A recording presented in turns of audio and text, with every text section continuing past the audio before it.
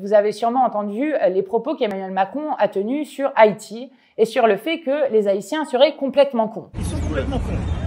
Ils auraient jamais dû le sortir. Le Premier ministre était formidable.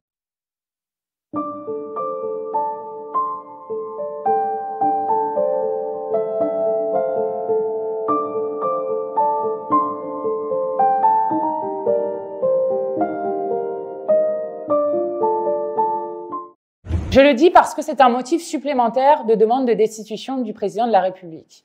Ce n'est pas la première fois que le président de la République se retrouve dans une position où il nous fait honte à l'international, où il méprise, comme il avait méprisé le président burkinabé, en demandant, lors d'une conférence de presse devant la presse nationale et mondiale, où était le président et s'il était parti réparer la clim. C'est le travail du président!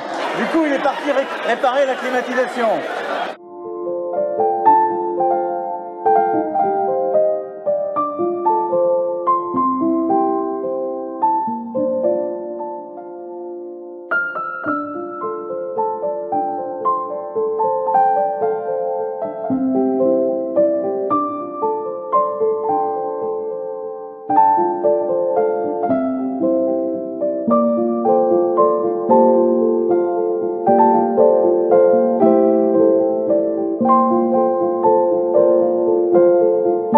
Eh bien, je le dis, il y en a marre d'un président de la République qui nous fait honte à l'international.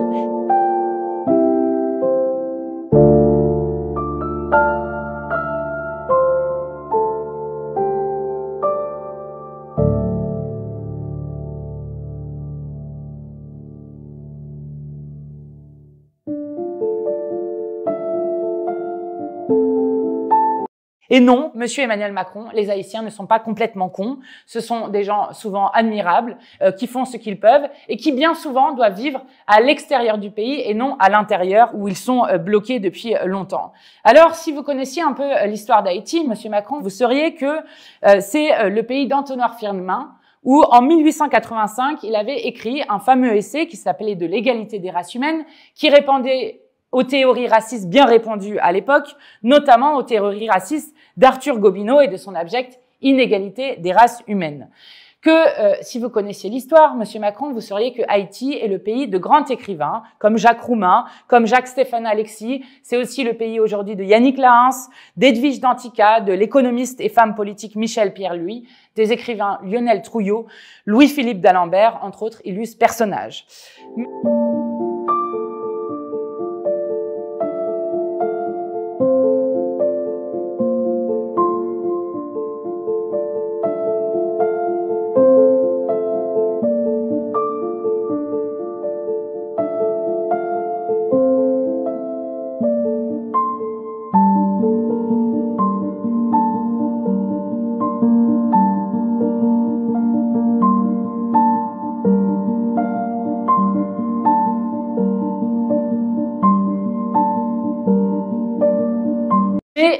Haïti, c'est avant tout le pays des peuples opprimés. Et il faut vous rappeler, monsieur Emmanuel Macron peut-être, que Haïti a complété la liberté universelle en menant les plus longs combats pour l'abolition de l'esclavage des Noirs. C'est le premier pays de l'antiracisme politique, fondé maintenant depuis plus de 220 ans, le 1er janvier 1804. Et lorsque Emmanuel Macron dit que les Haïtiens sont responsables de leur situation, il ferait mieux de se rappeler que c'est nous, monsieur Macron, c'est vous et l'ensemble de ceux qui portent l'impérialisme américain qui font payer encore à ce peuple un lourd tribut pour avoir consacré la libération universelle des Noirs. Non, les Haïtiens ne sont pas cons et Haïti a été pendant très longtemps le laboratoire du pire. En 1825, soit 21 ans après son indépendance, Charles X de France avait tordu le bras du président haïtien de l'époque, Pierre Boyer, et lui avait fait signer une dette faramineuse. Cette dette et cet argent versé pendant des décennies à la France a miné l'avenir des Haïtiens. Haïti a ensuite été occupé par les Américains de 1915 à 1934, et par la suite, à partir de 1957, c'est l'horrible dictature des Duvalier qui avait été activement soutenue par les États-Unis sous prétexte de combattre le communisme. Ce laboratoire du pire se retrouve avec le Fonds monétaire international qui applique depuis trop longtemps son programme ultralibéral en Haïti, avec des barrières douanières dans les années 90 qui avaient été baissées, l'exigence de vente de biens publics sous prétexte de bonne gouvernance, de politique d'ajustement structurel, quand même le dire le FMI, bref, toutes sortes de fadaises du néolibéralisme triomphant. Haïti a été le laboratoire de tout cela. Et pour finir, je veux dire, Monsieur Macron, qu'il faut quand même se demander d'où viennent les armes, puisque, à ce que je sache, les Haïtiens n'en fabriquent pas. D'où viennent donc les cartouches consommées par les chefs de gang, si ce n'est du marché capitaliste et libéral des États-Unis.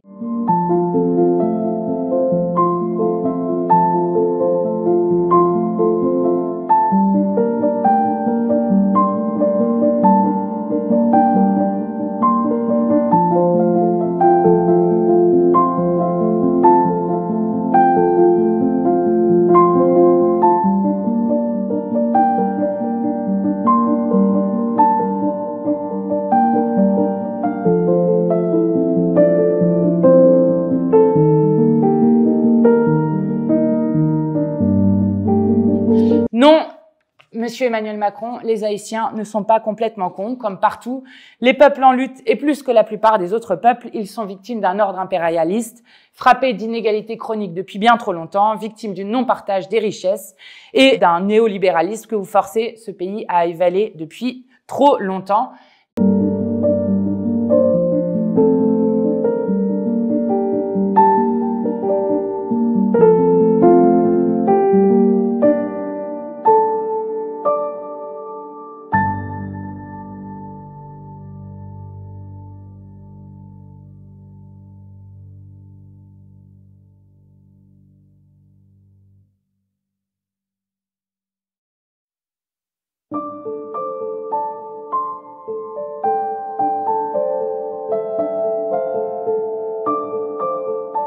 Les membres du gang aujourd'hui à Haïti sont les enfants de la rue d'hier, à cause de la faillite de l'État que le libéralisme triomphant a trop longtemps démantelé.